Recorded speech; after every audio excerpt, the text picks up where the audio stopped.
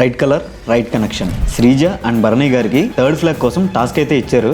ఈ టాస్క్ లో భరణి గారు ఇమాన్యుయల్ ని, శ్రీజ గారు కళ్యాణ్ ని ఆడడానికి సెలెక్ట్ చేసుకున్నారు. అసలు ఆ గేమ్ అయ్యాక నాకు ఎంత హై వచ్చిందంటే, భరణి గారు ఎలిమినేట్ అయినప్పుడు ఇమాన్యుయల్ ని భరణికి వెన్నుపోటు పొడిచాడు అని చెప్పేసి అన్నారు. కట్ చేస్తే భరణి గారు బిగ్ బాస్ లోకి రీఎంట్రీ ఇచ్చినప్పుడు కూడా కట్టప్ప అమరేంద్ర బాహుబలిని చంపేశావు అని సెటారికల్ గా ఒక డైలాగ్ అయితే వేశారు. ఇప్పుడు అదే భరణి గారికి ఇమాన్యుయల్ అయితే టాస్క్ అయితే ఆడాడు. టాస్క్ కంప్లీట్ అయిన తర్వాత మన సాయి ఇమాన్యుయల్ దగ్గరికి వచ్చి ఒక డైలాగ్ అయితే కొట్టాడు. ఒకసారి అది ప్లే చేస్తా చూడండి.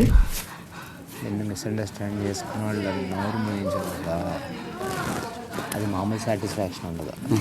చూసారు కదా, నాట్ ఓన్లీ దిస్, నేను బౌ కొట్టి చాలా రోజులైంది అని చెప్పేసి భరణి గారు ఇమాన్యుయల్ కి అయితే బౌ కొట్టారు.